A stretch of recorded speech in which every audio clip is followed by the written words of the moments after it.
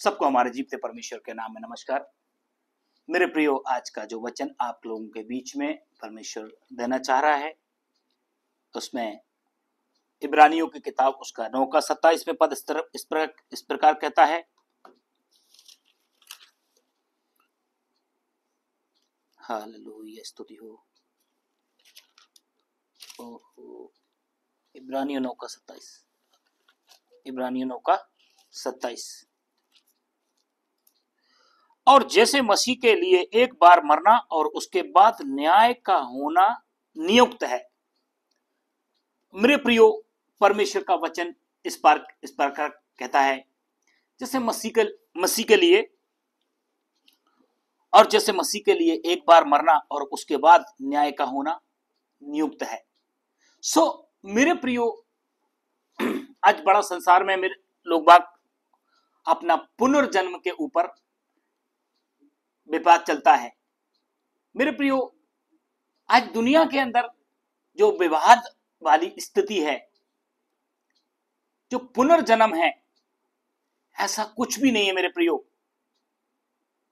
परमेश्वर का वचन कहता है एक बार जीना है, उसके बाद मरना है, और आपके जो किए हुए कर्म कांडों का क्या करता है परमेश्वर? न्याय करता है। आपने शरीर के द्वारा पाप किए, शरीर के द्वारा न्याय किया जाएगा। आत्मा के द्वारा पाप किए, आत्मा के द्वारा न्याय किया जाएगा। परमेश्वर आपके हमारे पापों का या हमारे जन्मों का लेखा नहीं है। आपको या मुझे कुछ मालूम है कि हम पहले क्या थे? मेरे प्रियो, एक सफेद झूठ है, इसमें कोई भी मिलावट ही नहीं है। इतना बड़ा झूठ संसार के लोगों में चल रहा है कि मैं उस जन्म में ये था। आज दिन तक किसी को भी जन्म के बारे में कोई मालूम भी नहीं है। फिर कैसे माने कि आप कौन से जन्म में थे? ये परमेश्वर आपके जन्मों का क्या कर रहा है? लिखा रह रहा है। आप सोचिए, कौन से जन्म में हैं आप? कुछ भी मालूम है आपको? नहीं है। फिर कैसे आप ये करेंगे तो आपको पुनर्जन्म हो जाएगा? ये आपका कौन सा जन्म चल रहा है?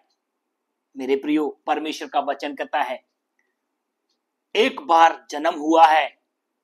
बाइबल कहती है उत्पत्ति की किताब में, परमेश्वर का वचन कहता 3 का 7 में कहता है, 3 का 7 इस प्रकार कहता है। मेरे प्रियो, ये वचन पढ़ते हैं।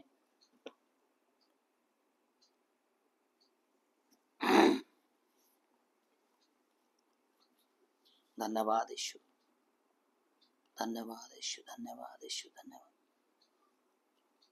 Hallelujah, hallelujah. 2 का 7 है।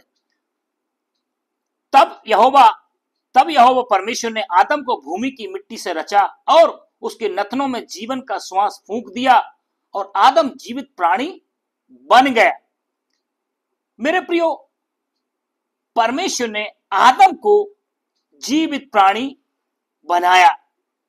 परमेश्वर का वचन कहता है परमेश्वर ने मनुष्य को एक मिट्टी से रचा है, उसके जीवन में श्वास फूंक दिया है। मेरे प्रियो, वचन कहता है तू मिट्टी से पैदा हुआ, एक दिन मिट्टी में मिल जाएगा। तो परमेश्वर आपका हर कर्मों का न्याय करने के लिए है। जो आपने अपने जीवन में किए हैं, उन सब बातों का परमेश्वर क्या कर रहा है? न्याय करेगा। आपको स्वर्ग जाना है, स्वर्ग की पदवी देगा। नरक में जाना है, नरक में डालेगा, जहां दुख, तकलीफ और पीड़ाएं हैं। तो मेरे प्रियो, संसार में बहुत बड़ा विडंबना चल रहा है कि आपको क्या करना है। हम एक छोटा सा कहानी आपके लिए बताने जा रहे हैं। एक निकोदेमुस नाम का व्यक्ति बाइबल में है। वो क्या बोलता है, यूहन्ना 3 का 1 से हम पढ़ के आपके लिए मदद करते हैं। फरीसियों में से निकोदेमुस नामक एक मनुष्य था जो यहूदियों का सरदार था, उसने रात को यीशु के पास आकर उससे कहा, हे रब्बी, हम जानते हैं कि तू परमेश्वर की ओर से होकर आया है, क्योंकि कोई कोई इन चिन्हों को जो तू दिखाता है, यदि परमेश्वर के साथ ना हो तो वह नहीं दिखा सकता। यीशु ने उसको उत्तर दिया, मैं तुमसे सच सच कहता हूं, यदि कोई नए सिरे से ना जन्मे तो परमेश्वर का राज देख नहीं सकता। निकुदेमुस ने उससे कहा, यदि मनुष्य बूढ़ा हो गया तो कैसे जन्म ले सकता है? क्या वह अपनी माता के गर्भ में दूसरी बार प्रवेश करके जन्म ले सकता है? यीशु ने उत्तर दिया, मैं तुमसे सच सच कहता हूं, जब तक कोई मनुष्य जल और आत्मा से न जन्मे तो वह परमेश्वर के राज में प्रवेश नहीं कर सकता। क्योंकि जो शरीर के दो जन्मा है वह शरीर है, और जो आत्मा से जन्मा है वह आत्मा है। मेरे प्रियो, यहाँ पे बात रुक जाए। परमेश्वर का वचन कहता है, जो शरीर से जन्मा है वह शरीर है, और जो आत्मा से जन्मा है वो आत्मा है। सो मेरे प्रियो, आगे को वचन कहता है, अचंबा ना कर कि मैंने तुझसे कहा, तुझे नए सिरे से जन्म लेना अवश्य है। हवा जिधर चलती है उधर चलती है, और तू उसका शब्द सुनता है, पर तू नहीं जानता कि वह कहां से आती है और किधर को जाती है। जो कोई आत्मा से जन्मा है वह ऐसा ही है। निकुदेमुस ने उत्तर दिया, ये बातें कैसे हो सकती हैं? ये बातें कैसे हो सकती हैं? यह सुनकर यीशु ने उससे कहा, तू इस्राएलियों का गुरु होकर इन बातों को नहीं समझता? मैं तुमसे सच सच कहता हूं कि हम जो जानते हैं वह कहते हैं, और जिसे हमने देखा है उसकी गवाही देते हैं, और तुम गवाही ग्रहण नहीं करते। मेरे प्रियो, परमेश्वर का वचन कहता है, जो आत्मा से जन्मा है वो आत्मा है, और जो शरीर से जन्मा है वो शरीर है। प्रभु का वचन कहता है, हमको आत्मा से जन्म लेने की आवश्यकता है। ये व्यक्ति बोला, क्या मैं बूढ़ा होकर अपनी मां के पेट में दोबारा जा सकता हूं? प्रभु जी ने कहा, तुम धर्म गुरु होकर क्या इतना भी नहीं समझते कि आत्मा से तुमको जन्म लेना है? मेरे प्रियो, हमारे अंदर जो आत्मा, जो परमेश्वर ने डाला हुआ है, जो प्रभु यीशु मसीह के द्वारा हमारी आत्मा क्या है? अभी मरी हुई है। प्रभु यीशु मसीह के द्वारा हमारी वो आत्मा आपके अंदर एक जीवनदायक बनती है। अपने पापों को तौबा करने से, परमेश्वर का भय मानने से, सच्चाई के मार्ग में चलने से, प्रभु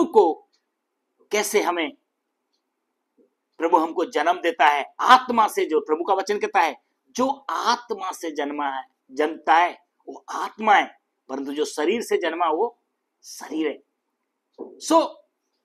आज बूढ़ा आदमी भी क्या कर रहा है? यदि बूढ़े से बूढ़ा और धर्म गुरु महंत सब कितने बच्चे जैसे प्रभु यीशु मसीह के पास आते हैं, तो मेरे प्रियो, हमें आत्मा से जन्म लेना है। परमेश्वर का वचन कहता है, जो आत्मा से जन्म लेता है वो आत्मा है। सो हमें अपने आप को दोबारा जन्म लेने की क्या नहीं है? जरूरत नहीं है। क्योंकि और इतना परमेश्वर के पास में क्या नहीं है मेरे प्रियो?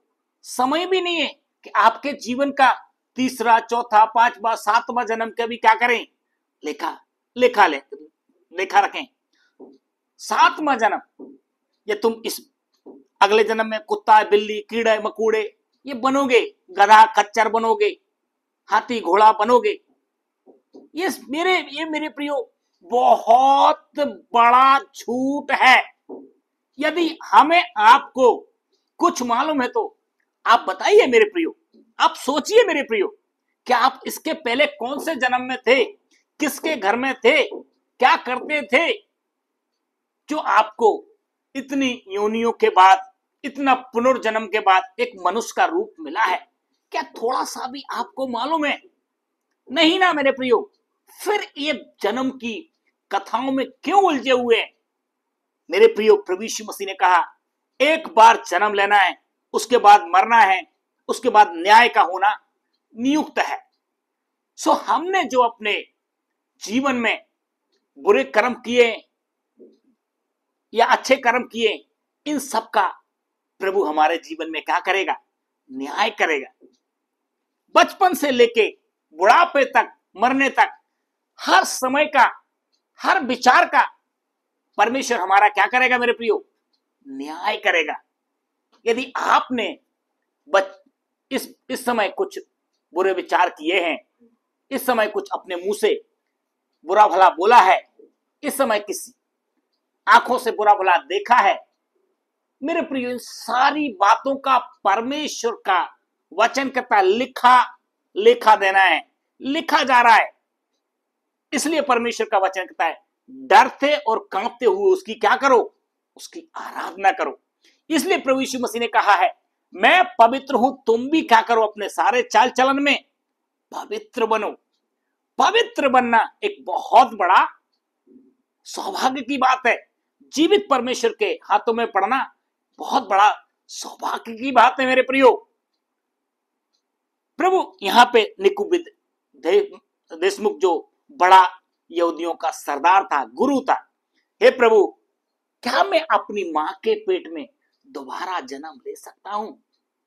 प्रभु ने कहा यदि कोई नए सिरे से जन्म ना ले तो परमेश्वर के राज्य में प्रवेश नहीं कर सकता। आज दुनिया में बड़े बड़े धर्मगुरु, बड़े बड़े लोग अपने आप को बहुत बड़ा संत मानते हैं, अच्छे कर्म करते हैं, अच्छी बातें सिखाते हैं। क्या छुटकारा हो रहा है मेरे प्रियो? क्या उनके जीवन में छुटकारा हो रहा है मेरे प्रियो? परमेश्वर का वचन कहता तुम्हें एक नए सिरे से क्या करना पड़ेगा? जन्म लेने की आवश्यकता है। अपने आप को क्या करना पड़ेगा? हे प्रभु यीशु मसीह, आपने मेरे सूली पर मेरे पापों के लिए आपको क्या किया? सूली पे चढ़ना पड़ा। मैं प्रभु पापी हूं, मेरे अंदर आ जाओ, मुझे जीवन दो, मुझे बख्श दो। यदि ये प्रार्थना करेंगे, प्रभु आपके जीवन में मेरे प्रियो निवास करेंगे। प्रभु आपको अपना मंदिर बनाएंगे। आप एक चलते फिरते मंदिरों में परमेश्वर आपके अंदर क्या करेगा? निवास करेगा। और फिर जो शांति, फिर जो आनंद, फिर जो खुशी आपके जीवन में मिलेगी वो अपरंपार है मेरे प्रियो। सृष्टिकर्ता जिसने आकाश और पृथ्वी को, सारे ब्रह्मांड को बनाया हुआ है, वो आपके अंदर एक आत्मा के रूप में वास करना चाहता मेरे प्रियो। जब तक आप बोलेंगे मैं तो बड़ा धर्मी व्यक्ति हूं, मैं तो बड़ा दानी व्यक्ति हूं, मैं तो बड़ा वीर व्यक्ति हूं, मैं बड़ा बुद्धिमान व्यक्ति हूं और मैं बड़ा उच्च जाति का हूं, आपके अंदर प्रभु नहीं आएगा मेरे प्रियो। क्योंकि आपके अंदर वो घमंड भरी बातें बदबू दे रही हैं। मैं ऊंची जाति का हूं। मेरे प्रियो, परमेश्वर की संतान आप नहीं बनेंगे। आप शैतान की संतान बनने का आपको सौभाग्य है, जो दुनिया में शैतानी कार्य करते हैं। अच्छे कर्म तो करेंगे, अच्छी बातें बोलेंगे, पर आपके जीवन से क्या नहीं करेगा मेरे प्रियो? वो खुशी, वो प्रभु मसीह का प्यार नहीं झलकेगा मेरे प्रियो। एक दूसरे के लिए मसीह का प्यार झलकना है। जैसे संसार का स्वामी भी होकर क्या हो गया मेरे प्रियो? आपके हमारे पापों के लिए क्या हुआ? इस दुनिया में आया और सूली पे चढ़ गया मेरे प्रियो। हमें जिस चीज की सजा पड़ना था वो अपने ऊपर ले लिया। तो कितना बड़ा है। हम किसी के अपराध अपने ऊपर लेते हैं? नहीं ना। हम उससे अब किसी अपराधी को माफ करते हैं? नहीं ना। हमारे अंदर हम किसी नीच जाति वाले से हाथ मिलाते हैं? नहीं ना। हमारा एक दबदबा, एक रुतबा है। इस प्रकार की सोच वाले मेरे प्रियो परमेश्वर के राज के वारिस नहीं होंगे। परमेश्वर का वचन कहता है, प्रभु ने बोला, तुम यहूदियों के सरदार होने के बाद भी तुम्हें ये बातें नहीं मालूम कि तुम्हें नए सिरे से जन्म लेना है। यदि एक इंसान अपने जीवन में बहुत कुछ हासिल करता है और परमेश्वर को नहीं जानता, उसके जीवन में वो कुछ भी नहीं। सो परमेश्वर के पास आने वाला व्यक्ति एक नम्रता, दीनता, बच्चे जैसा स्वभाव, मेरे प्रियो बच्चे का जिक्र किया है। एक समय प्रभु यीशु मसीह ने कहा है, बच्चों को मेरे पास आने दो, क्योंकि बच्चों में वो क्वालिटी रहती है, थोड़ी देर में झगड़ा हो जाएगा, थोड़ी देर में मिल जाएगा। कल मैं अपने बेटे को, बड़े बेटे को देख रहा हूं, बड़ा बेटा छोटे बेटे को खूब मार रहा है। मैंने उनको बोला, ये क्या करते हो? छोटे को बोला, तुम इसके साथ नहीं खेलना, अब ये बार बार मैं देख रहा हूं कैमरे में, ये मार रहा है, तुम्हारी हरकत अच्छी। थोड़ी देर में फिर खेल रहा है, थोड़ी देर में फिर खेल रहा है। मेरे प्रियो, बच्चे कभी भी हीन भावनाएं नहीं रखते, बदने की भावना नहीं रखते। थोड़ी देर में कितना लड़ने के बाद उन्हीं के साथ खेलते हैं। क्या हम बड़े होके रखते हैं? किसी ने कुछ बोल दिया, हम उसके साथ उसकी गलतियों को माफ करते हैं? नहीं ना करते हैं, बदला लेने की भावना रखते हैं। प्रभु यीशु मसीह ने कहा, बच्चों के समान, जब तक तुम बच्चों के समान नहीं बनोगे, परमेश्वर का काम तुम्हारे जीवन में नहीं होगा। मेरे प्रियो, प्रभु यीशु मसीह ने स्पष्ट ही कहा, बच्चों को मेरे पास आने दो। क्यों बुलाया? स्वर्ग का राज इन्हीं का है। बच्चे कभी, मेरे प्रियो, पाप का या बुराई का जीवन में नहीं जीवन बिताते हैं। ये सब बड़े होने के बाद दिमाग में आता है। मेरे प्रियो, प्रभु यीशु मसीह ने कहा, जो मेरे पास आता है वो अपने आप को क्या करे? अपने आप को खत्म करे। इसका मतलब ये नहीं कि मैं अपने आप को खत्म करूं, अपने बुरे कार्यों को, अपनी बुरी सोच विचारों को, अपने बुरे चाल चलन को, अपने बुरी से बुरी गंदगी सोच विचारों को क्या कर गए? दूर करके मेरे पास एक नए सिरे से जन्म, परमेश्वर का वचन कहता है, एक जब तक जल और आत्मा से, मेरे प्रियो, एक अच्छा बाटल में पानी रहता है, बिस्लरी बाटल में पानी रहेगा तो उसमें आर पार दिखेगा, कंचन पानी दिखेगा। परमेश्वर को आपके जीवन में यह देखना है, आपके जीवन में कोई गंदगी तो नहीं है, आपके जीवन में कोई बुराई तो नहीं है। मेरे प्रियो, इन सारी बुराइयों को अपना आप से दूर करना है, तब परमेश्वर आपके जीवन में क्या बोला, जब तक इंसान जल और आत्मा से क्या नहीं करे, जन्म ना ले, वो परमेश्वर के राज को नहीं देख सकता। इन्हीं सारी वचनों के द्वारा प्रभु आपको आशीषित करे। सबको हमारे प्रभु यीशु मसीह के नाम में नमस्कार।